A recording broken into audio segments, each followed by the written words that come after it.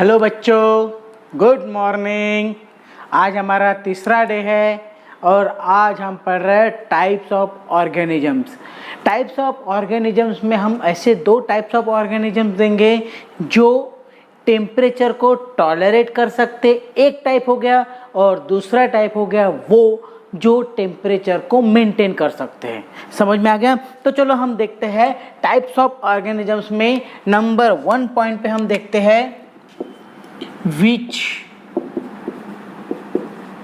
tolerate high temperature or temperature, which tolerate high temperature or temperature, और second point है हमारा which maintain temperature। ठीक है, तो यहाँ पे मैं अपने दो पॉइंट ऐसे दे रहा हूँ जिसमें ऐसे एनिमल्स होते हैं जो एक तो किसी भी टेम्परेचर को टॉलरेट करके उसमें सर्वाइव कर सकते हैं, एक पॉइंट हो गया। और दूसरा पॉइंट हमारा यह है कि ऐसे एनिमल्स जो अपने बॉडी का टेम्परेचर उस एनवायरनमेंट के हिसाब से मेंटेन करते हैं और वहाँ पे सर्वाइव कर सकते हैं।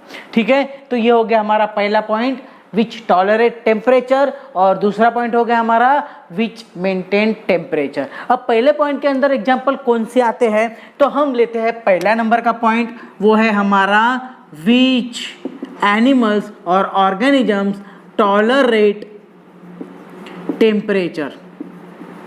टॉलरेट टेम्परेचर, इसमें हम देखेंगे 2 पॉइंट्स, इसमें हम देखेंगे 2 एग्जांपल्स, सीधा सीधा तौर पे देखेंगे एग्जाम्पल्स। ठीक है, तो मैं यहाँ पे एग्जाम्पल वर्ड लिख देता हूँ और हम देख रहे हैं अभी 2 एग्जाम्पल किसके, विच टॉलरेट टेम्परेचर।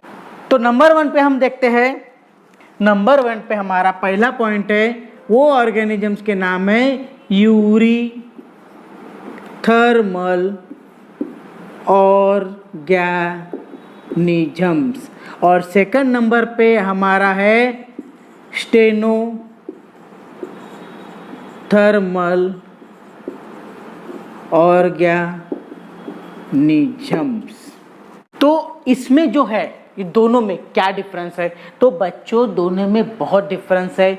ये जो एनिमल होते हैं यूरीथर्मल एनिमल वो एनिमल होते हैं जो कितना भी हाई टेम्परेचर हो उसको टॉलरेट कर सकते हैं और अपने आप को उसमें सर्वाइव कर सकते हैं।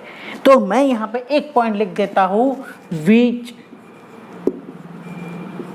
Tolerate high temperature.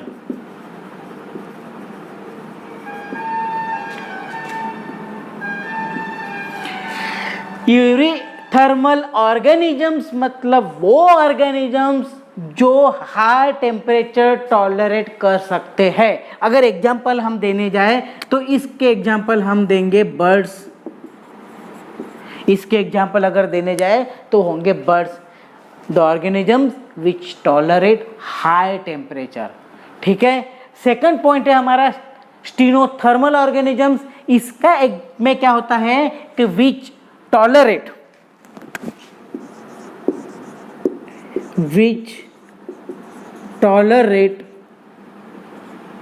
Medium temperature. इसका एग्जाम्पल अगर हम देने जाते हैं तो इसका एग्जाम्पल होगा लिजर्ड्स, प्लांट्स,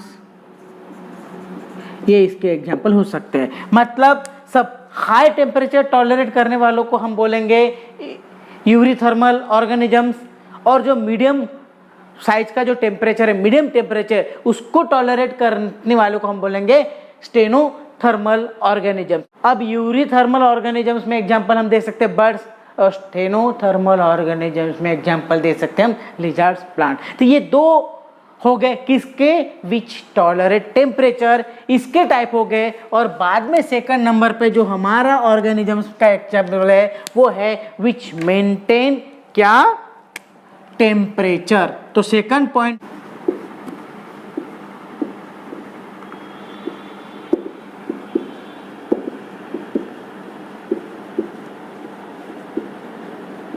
इसमें अगर हम देखने जाएंगे तो इसमें हम 2 एग्जाम्पल देखेंगे तो पहला है पॉय किलो थर्मल और इसमें आएगा होमो आयो थर्मल। तो ये जो मैंने टाइप यहाँ पे लिखे हुए हैं, पहला है पॉय किलो थर्मल एंड दूसरा है होमो आयो थर्मल। तो ये दोनों जो होते हैं वो अपने बॉडी का टेम्परेचर मेंटेन करने की कोशिश करते हैं। तो इसमें जो पहला एग्जांपल दिया हुआ मैंने वो है पाई किलो थर्मल। ये ऑर्गेनिजम्स क्या करता है, एनवायरनमेंट के हिसाब से अपने बॉडी का टेम्परेचर मेंटेन करेंगे या फिर चेंज करेंगे। तो हम यहाँ पे लिख देते हैं which change body temperature due to the maintain environmental temperature. और इसमें हम क्या करेंगे, ये वो ऑर्गेनिजम्स होते हैं जो अपने बॉडी का टेम्परेचर क्या करते हैं, कांस्टेंट रखते हैं। Maintain constant temperature. तो हमने दो टाइप देखे, एक कौन सा, टॉलरेट करने वाले, दूसरा कौन सा, मेंटेन करने वाले। अब मेंटेन करने वाले में हमने दो टाइप देखे, एक है पाई किलो थर्मल और दूसरा है होमो आयो थर्मल। पाई किलो थर्मल में क्या होता है, ऐसे ऑर्गेनिजम्स जो टेम्परेचर के हिसाब से या एनवायरनमेंट के टेम्परेचर के हिसाब से अपने बॉडी का टेम्परेचर चेंज कर सकते हैं। जैसे अगर एग्जांपल देने जाए, इसमें आएगा reptiles.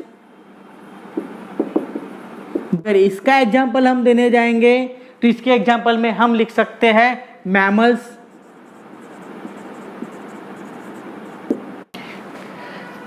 reptiles and amphibians, mammals and birds। तो हम जो देख रहे हैं टाइप, इसमें है टाइप्स ऑफ ऑर्गेनिजम्स, ऐसे टाइप्स ऑफ ऑर्गेनिजम्स दो टेम्परेचर के हिसाब से अपने आप को चेंज कर सकते हैं। हमने पिछले वीडियो में क्या देखा था, टेम्परेचर देखा था, इफेक्ट ऑफ टेम्परेचर देखा था। अब जो हम देख रहे हैं उसी टेम्परेचर से रिलेटेड टाइप्स ऑफ ऑर्गेनिजम्स देख रहे हैं, जिसमें दो टाइप, टॉलरेट और मेंटेन करने वाले।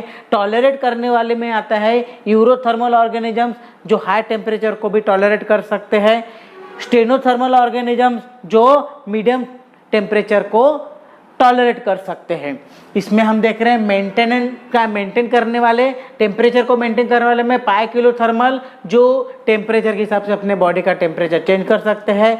होमो आयोथर्मल ऐसे ऑर्गेनिजम्स होते हैं जो अपने बॉडी का टेम्परेचर कांस्टेंट रखते हैं, वो एनवायरनमेंट के हिसाब से चेंज नहीं करते हैं। तो इसमें हम आएंगे मैमल्स, मतलब ह्यूमन भी आएंगे जो हमारा बॉडी का टेम्परेचर 37 डिग्री टेम्परेचर मेंटेन करने की कोशिश करते हैं, बाहर के टेम्परेचर के हिसाब से अपने बॉडी का टेम्परेचर चेंज नहीं करते। तो यहाँ तक ये आपका पॉइंट समझ में आ गया होगा, तो प्लीज़ नोट डाउन कर लीजिए। उसके बाद हमारा नेक्स्ट है कौन सा, वाटर। हमारा नेक्स्ट पॉइंट है वो है वाटर।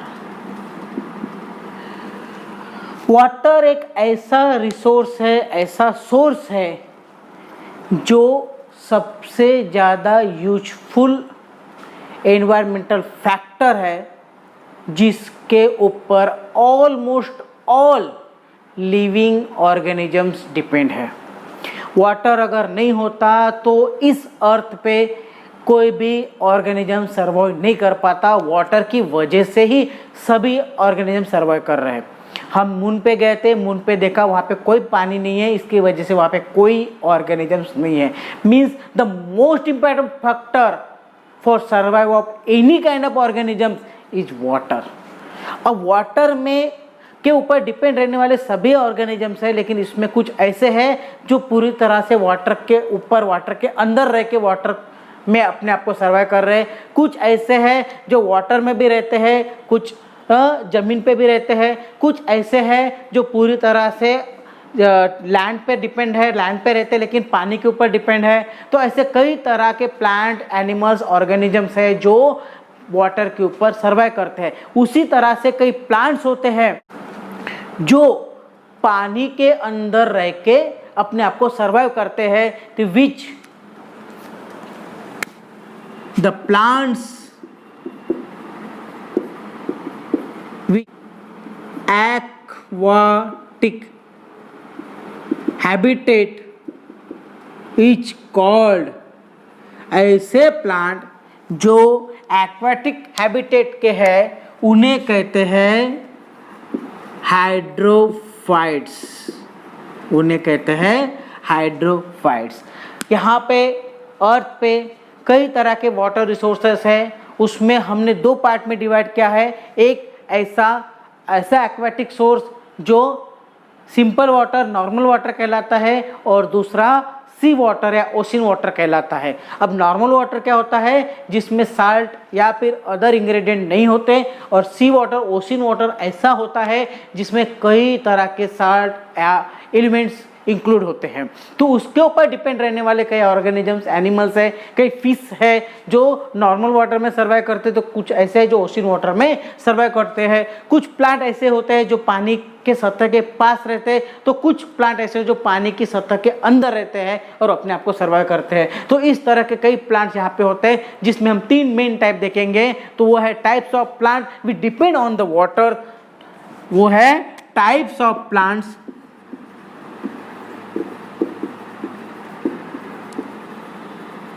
Depend on water.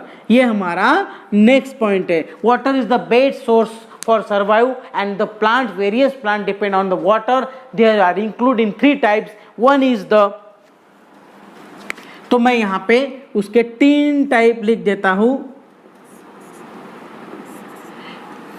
तो पहला नंबर का हमारा जो टाइप है वो है 1, 2 और 3। तो पहले नंबर का है हाइग्रोफाइट्स, मेसोफाइट्स एंड ज़ेरोफाइट्स।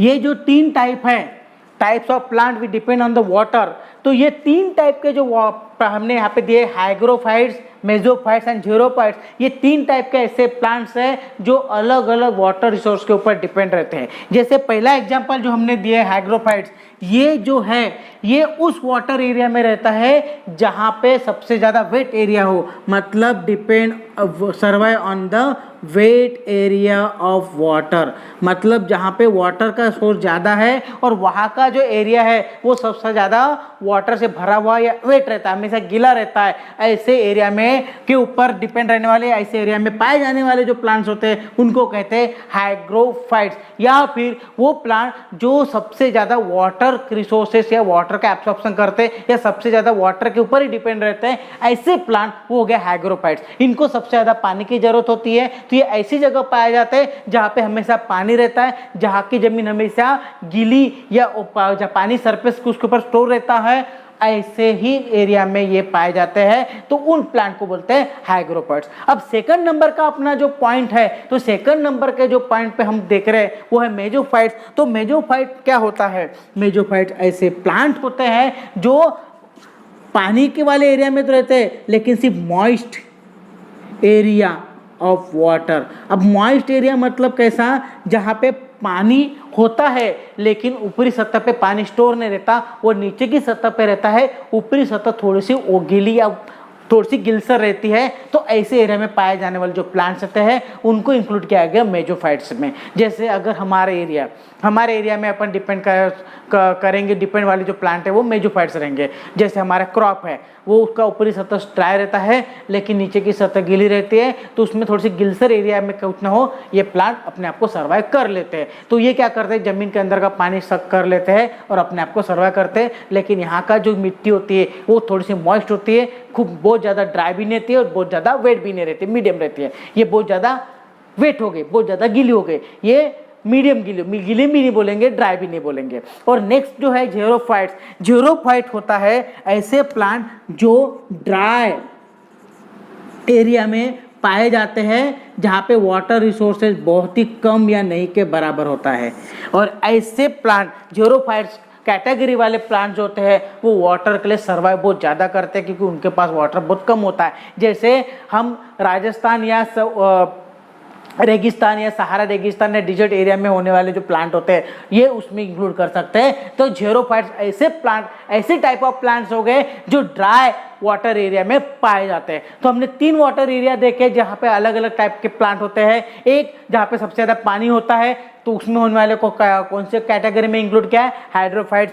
जहाँ पे कम पानी होता है उसको इंक्लूड किया है मेजोफाइट्स में, और जहाँ पे पानी बहुत ही कम नहीं के बराबर होता है ऐसे में इंक्लूड किया गया है ज़ेरोफाइट्स। तो this is the type of plants we depend upon the water because water is the sources of for survive. तो human being, mammals, animals, organisms, micro organisms, plants, ये कई तरह के लिविंग थिंग्स हैं जो वाटर के ऊपर डिपेंड रहते हैं। इसमें ऐसे भी लिविंग थिंग्स हैं जो हमेशा वाटर के अंदर ही रहते हैं और वाटर के बाद आने के बाद मर सकते हैं। ऐसे कई लिविंग थिंग्स हैं जो कुछ देर वाटर में रह सकते हैं, कुछ देर जमीन के ऊपर रह सकते हैं, और ऐसे भी लिविंग थिंग्स हैं जो जमीन के ऊपर या अर्थ के ऊपर रहते हैं लेकिन उनको वाटर सोर्स की जरूरत होती है। तो वाटर का वो कभी कभार दिन में वाटर के लिए इस्तेमाल करते हैं और बाकी समय वो जमीन पर रहते हैं। तो इस तरह के एनिमल्स जो इंक्लूड किया गया है वो वाटर के ऊपर डिपेंड रहते हैं, मतलब सभी के सभी वाटर के ऊपर डिपेंड रहते हैं। Water is the best environmental factor for survive. Okay, उसके बाद नेक्स्ट एनवायरमेंटल फैक्टर या सोर्स है वो है लाइट। वो है लाइट, LIGHT, लाइट। लाइट बहुत इंपॉर्टेंट फैक्टर है। मैंने पहले भी कहा था अगर लाइट नहीं होता हम सर्वाइव नहीं कर पाते। और ये लाइट सोर्सेज जो हमें मिल रहा है वो एक ही चीज से मिल रहा है, वो है सन। सन से हमें लाइट सोर्सेज मिल रहा है, और लाइट सोर्सेज की वजह से कई ऑर्गेनिजम्स अपने रेगुलर रिएक्शन, रेगुलर प्रोसेस करते हैं और सर्वाइव करते हैं। उसमें सबसे ज़्यादा लाइट का इस्तेमाल करने वाले ह्यूमन बींग्स है, मैमल्स है, एनिमल्स है और प्लांट्स है। प्लांट लाइट का इस्तेमाल करके फोटोसिंथेसिस रिएक्शन करते हैं, ह्यूमन लाइट का इस्तेमाल करके अपने अदर कई रिएक्शंस करते हैं, तो एनिमल्स लाइट का इस्तेमाल करके कई तरह के प्रोसेस कंप्लीट करते हैं। लेकिन उसमें कई ऐसे ऑर्गेनिजम्स भी होते हैं जो लाइट के ऊपर डिपेंड रहते हैं, तो कुछ ऐसे होते हैं जो लाइट के ऊपर डिपेंड नहीं रहते हैं, जिनको सर्वाइव करने के लिए लाइट की ज़रूरत बहुत ही कम होती है। तो ऐसे कई ऑर्गेनिजम्स हैं जो पूरी तरह लाइट पर डिपेंड है, ऐसे कई ऑर्गेनिजम्स हैं जो लाइट के ऊपर पूरी तरह डिपेंड नहीं होते, सिर्फ little quantity of light accept करते हैं। तो ये light is the best source. अगर लाइट है तो ही हम सर्वाइव कर पा रहे हैं। लाइट की वजह से क्या होता है, कई तरह के रिएक्शंस होते हैं, एनवायरमेंटल इवापोरेशन होता है, उसकी वजह से बारिश भी होती है, उसकी वजह से धूप भी खिलती है, उसकी वजह से बादल भी छाते हैं, उसकी वजह से क्लाइमेटिक कंडीशन भी चेंज होती है, कहीं बर्फ गिरती है तो कहीं बारिश होती है, तो कहीं धूप खिलती है, तो कहीं तेज़ धूप होती है, तो कहीं इवापोरेशन होता है, तो कहीं मॉइस्चर कंटेंट होता है, तो कहीं टेम्परेचर डाउन हो जाता है, ठंडी आती है। तो ये सब चीज़ें करने के लिए बेस्ट सोर्स है लाइट, क्योंकि लाइट की वजह से ये सब चीज़ें होते हैं। जो अगर सन अगर थोड़ा सा दूर चला जाए और उसके रेज अगर तीर पे आ जाए तो क्लाइमेटिक कंडीशन चेंज हो जाएगा। अगर सन थोड़ा सा पास में आ जाए, इन फ्रंट आ जाए, उसके रेज अगर डायरेक्टली आ जाए तो उसकी वजह से समर प्रोड्यूस होता है। तो हमारे अर्थ पे जितने भी क्लाइमेटिक कंडीशन फॉर्म हो रहे हैं और वेदर चेंज हो रहा है वो सब किसकी वजह से हो रहा है, सन के लाइट की वजह से हो रहा है। और इसी की वजह से हमारी ह्यूमन बॉडी जो होती है ये लाइट के ऊपर डिपेंड रहती है। वो कैसे, हम जो लाइट हमारा एक्सेप्ट कर रहे हैं हमारे स्किन के द्वारा, तो स्किन में कुछ ऐसे एंजाइम्स होते हैं जो लाइट एक्सेप्ट करने के बाद, लाइट रेज को एब्सॉर्ब करने के बाद उसके द्वारा विटामिन डी का प्रोडक्शन करते हैं, और वो विटामिन डी हमारे बॉडी में कैल्शियम एब्सॉर्प्शन एंड मेटाबॉलिज्म के लिए बहुत ही महत्वपूर्ण होता है। तो लाइट हमारे लिए कितना यूजफुल सोर्स है ये आपको इस एग्जाम्पल से समझ में आ गया होगा। उसी तरह कई ऐसे एनिमल्स, कई ऐसे ऑर्गेनिजम्स होते हैं जो लाइट के ऊपर फुल्ली डिपेंड रहते हैं। ये जो एनिमल्स, प्लांट्स होते हैं वो अपने जो लाइफ प्रोसेस कंप्लीट करते हैं लाइट के साथ। तो चलो देखते हैं कौन से लाइफ प्रोसेस होते हैं जो लाइट के द्वारा पूरी होती है। तो देखते हैं, हमारा पहला पॉइंट है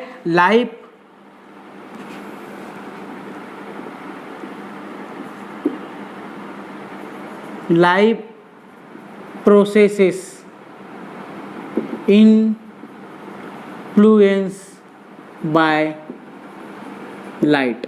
ठीक है, life processes influence by light. पहला पॉइंट जो हमने दिया है वो है photosynthesis. Photosynthesis. Second point transpiration. Third number है पिगमेंटेशन एंड नंबर 4 पे है डेली रिदम। ठीक है, तो यहाँ पे हमने 4 पॉइंट दिए हैं, number 1, number 2, number 3 and number 4। तो हमारे 4 पॉइंट हो गए यहाँ पे। एक है पहला फोटोसिंथेसिस जो लाइट की वजह से होती है, दूसरा है ट्रांसपायरेशन जो लाइट की वजह से होती है, तीसरा है पिगमेंटेशन वो भी लाइट की वजह से होती है, और फोर्थ है डेली रिदम्स वो भी लाइट की वजह से होती है। अब यहाँ पे हम 1 बाय 1 एक्सप्लेन करेंगे। फोटोसिंथेसिस तो आप सभी को पता है, फोटो मतलब लाइट, सिंथेसिस मतलब रिएक्शन।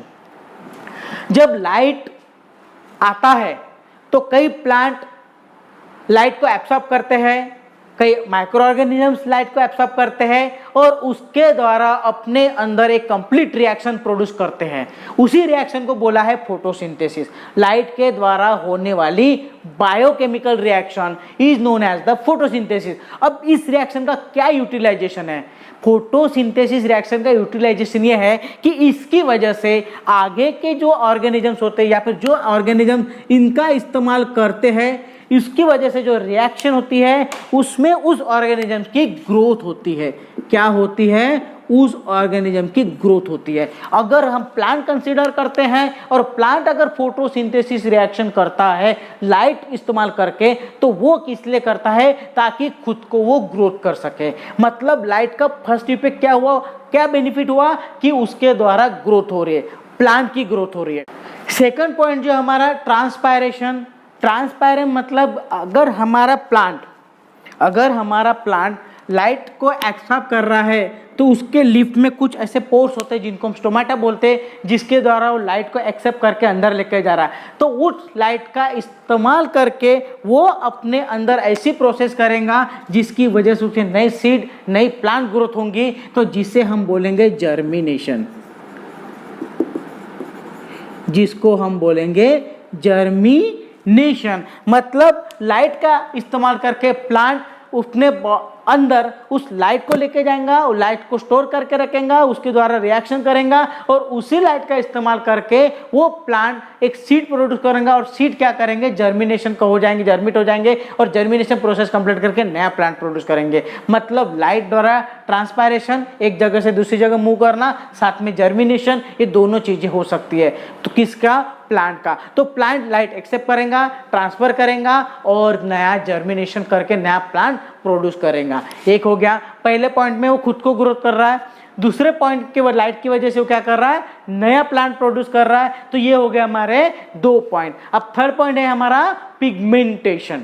पिगमेंटेशन में क्या करते हैं? हमारे बॉडी में कुछ ऐसी चीजें होती है जो लाइट को एब्सॉर्ब करने के बाद स्टिमुलेट होती है, मतलब पिगमेंटेशन होता है। जैसे मैंने अभी आपको बताया था कि सनलाइट हमारे स्किन में जाता है तो स्किन का एंजाइम स्टिमुलेट हो जाता है और वो एंजाइम सन लाइट को एक्सेप्ट करने के बाद विटामिन डी प्रोड्यूस करता है। एनिमल्स, ह्यूमंस या ऐसे कुछ ऑर्गेनिजम्स होते हैं जो लाइट को एक्सेप्ट करके, एब्सॉर्ब करके अपने अंदर के कुछ चीजों को स्टिमुलेट करते, एक्टिवेट करते, पिगमेंटेशन करते हैं। तो ये हो गया लाइट इफेक्ट। उसके बाद लाइट की वजह से और एक चीज होती है, वो है मोमेंट।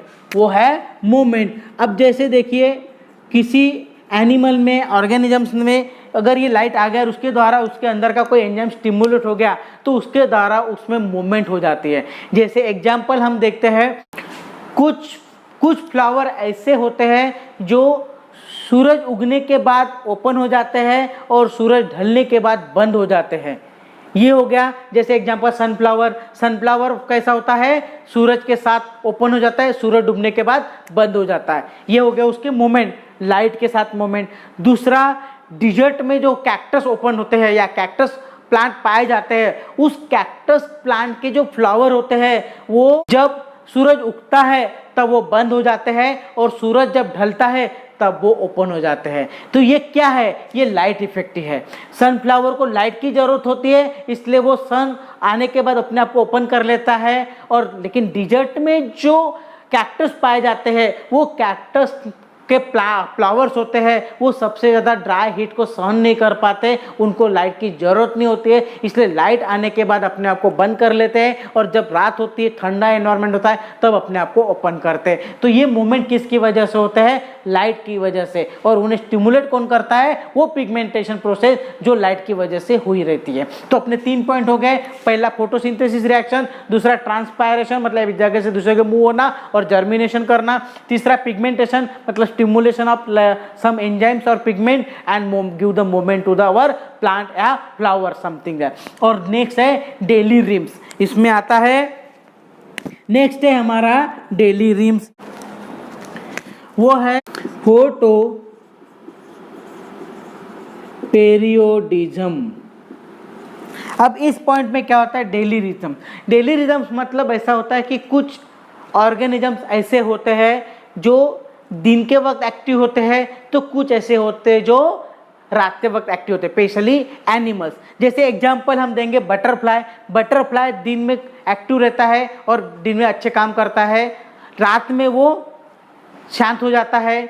उसी तरह से अगर हम बैट देखें मतलब वटवागुड़ को देखें, तो वो दिन में सोया रहता है लेकिन रात में एक्टिव हो जाता है। तो ये डेली रिदम्स किसके ऊपर डिपेंड है, वो ऑर्गेनिजम्स, वो एनिमल्स जो दिन में काम करते, रात को रेस्ट करते, तो दिन में रेस्ट करते, रात में वर्क करते, जैसे कॉकरोच हो गया, रैट हो गया। तो इस तरह के ये ऑर्गेनिजम्स, एनिमल्स इस तरह वर्क करते हैं। दूसरा हो गया फोटो पीरियोडिज्म, मतलब इसमें क्या होता है कि कुछ एनिमल्स, कुछ ऑर्गेनिजम्स ऐसे होते हैं जो पर्टिकुलर पीरियड के लिए एक्टिव रहते हैं। जैसे शॉर्ट डे के लिए अगर दिन निकल गया तो थोड़ी देर के लिए एक्टिव रह गए, बाद में इनएक्टिव हो गए, तो पूरे डे के लिए एक्टिव हो गए, बाद में इनएक्टिव हो गए। तो इस तरह से कई ऑर्गेनिजम्स होते हैं जो short day, long day, mid day इस तरह से वो एक्टिव रहते हैं। तो वो ऑर्गेनिजम्स इसमें इंक्लूड कर सकते हैं। तो हमने 4 पॉइंट देखे, photosynthesis, transpiration, pigmentation, daily rhythms. Daily rhythms में वो आता है जो दिन में एक्टिव रहते हैं, तो वो जो नाइट में एक्टिव रहते हैं। और फोटो पेरियोडिज्म में वो जो दिन में कुछ शॉर्ट पीरियड के लिए एक्टिव रहते हैं, पूरे दिन के लिए नहीं, तो ऐसे इसमें इंक्लूड किया गया है। तो ये अपने ये 4 पॉइंट हमने देखे जिसकी वजह से लाइफ प्रोसेस इन्फ्लुएंस होती है। लाइट की वजह से कई तरह के लाइफ प्रोसेस इन्फ्लुएंस होती है। तो ये पॉइंट आपने नोट डाउन कर लीजिए, आपको यहाँ तक समझ में आ गया होगा। हम आगे देखेंगे सॉइल। तो हमने यहाँ पे 2 पॉइंट देखे, वाटर और light. Water is the best resources, light also is the best resources. Light और वाटर में अलग अलग ऑर्गेनिज्म अलग अलग तरह की एक्टिविटी करते हैं, उसके ऊपर अलग अलग तरह से अपने आप को सर्वाइव करते हैं। तो ठीक है बच्चों, हम आगे का कंटिन्यू करेंगे।